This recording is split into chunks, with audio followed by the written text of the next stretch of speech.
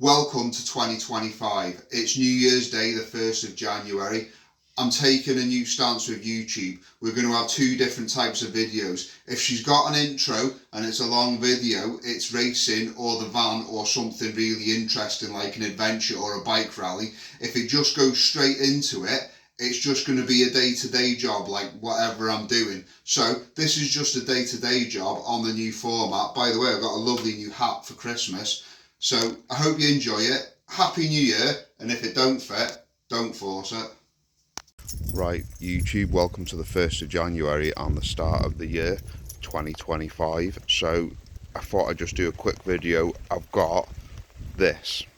It's my mum's little punto and it's got issues. So you can lock it, unlock it, but when you press the boot lid,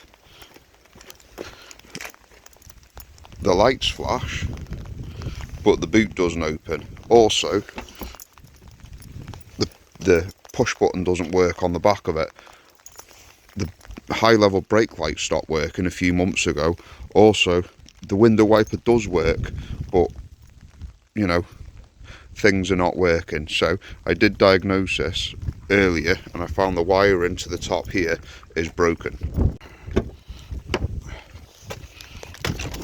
So when the wiring breaks, you can climb in the back. I've took the cover off to diagnose it, but you don't have to take the cover off to do this. There's a little widget down here on the latch that you can press and it'll just open the boot.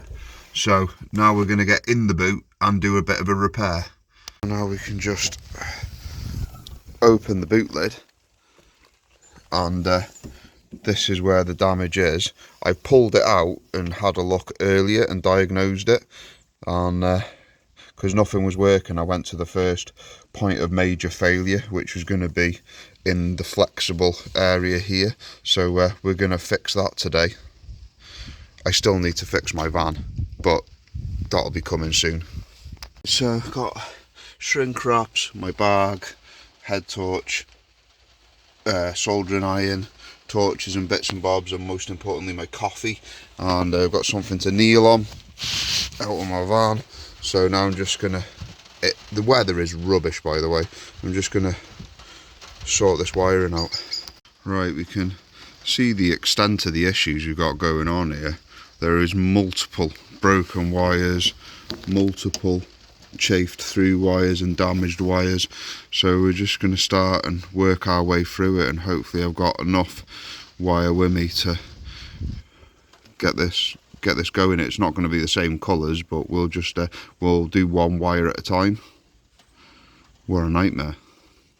Right, so I've removed the cover from the pillar and pulled the carpet back, hoping to see if there was a plug somewhere that I could like just chase it out with and then do a nice repair, but there's no plug at this end, so it must just be fed all the way into the boot and to its ancillary components. So we're just going to have to do the repair in situ and feed it through and mess about with it. So that's what we're going to do, but it's not in a good way. It's not great at all. It's just a couple of Phillips screws that hold that on. It's dead easy to get off, and there you can pull the headlining down now and see actually what's going on. But let's see what we can do here. In my goodie bag, or go bag as I call it, I've got a selection of different wires and colours and bits and bobs. And the other good thing to use on these areas is trailer wiring out the 7 core, because it's nice and flexible and it's built for that kind of thing. So anyway, these are going to be good, and if I need any more, I'll just cut this trailer wire up that's got knackered plugs on it. So let's get to fixing it. So yeah, strip this out, got a green wire there, there's a green and yellow here that's really damaged, so we're going to repair that one first. Right, so got my soldering iron there and I forgot to record it, but that's the first solder done.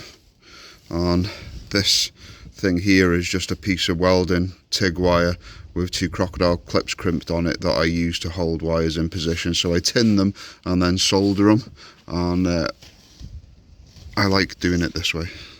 And there's the first shrink wrap going on.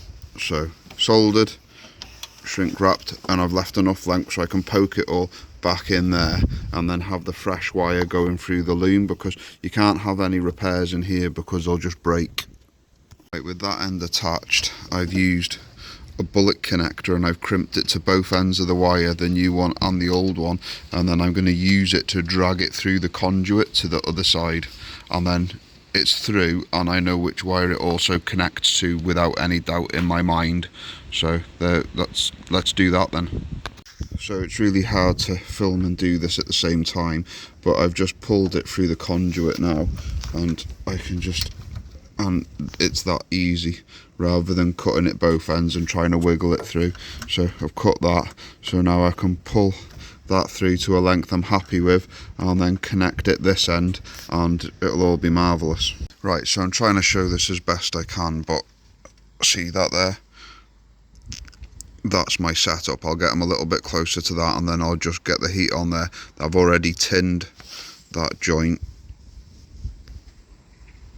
so, but it's just a piece of welding wire with some, and it works dead well. Got my shrink wrap on there, down there, and yeah, cool. And there's the soldered joint. I just, with the weather and trying to hold 20,000 things at one time, I can't show you. I'll try and do a joint in the house later and show you exactly how I do it. But I'm just going to plough through now and get them all done and show you the end result. And there's the second wire completed, so that's a good joint. Right, so after making a terrible mess everywhere, I've actually fixed them all and loom wrapped the bits I can get to, so I can just pop this grommet back in, check the operation and tidy the mess and put the covers back on, which will be mint. Bosh. Perfect.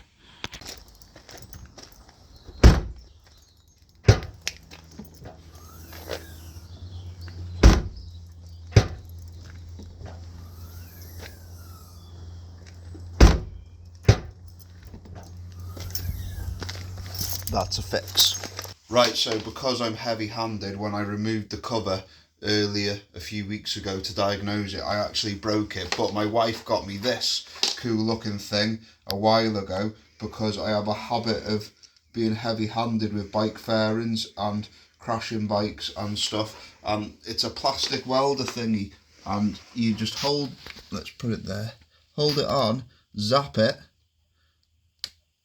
and it goes all smoky, and you melt it in and then you release and let the plastic go hard, and then you can like reattach things back together that you didn't mean to break. So sorry Mum, I did break it, but I am fixing it. Right, so there's the repair, and you'd never even know unless someone told you. Well, maybe you would, but that's good enough for me. So with the cover back on and the one screw up in there put back in and the repair on the broken bit done, perfect. Switch doesn't work because it's broke, but we're not worried about that as long as it works on the key, which it does. So I'll check the oil and water, top up the screen wash and give my mum her car back. So welcome to my kitchen, and first of all we're just going to tin the two ends. This is how I was told to do it in college. So right, so I'm just going to give an example of soldering a joint. So first of all, we've got our 2 bits of copper wire and we're going to tin it.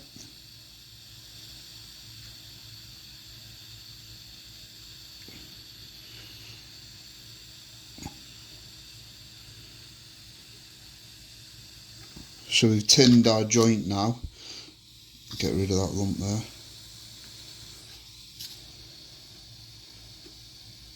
There we go. And now we're going to, this is where this little clamp I use comes in handy. So we can lay them together like that now.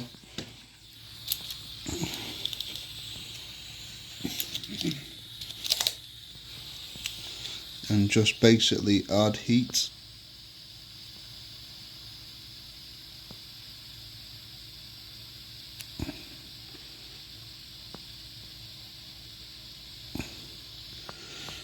And that'll be our soldered joint.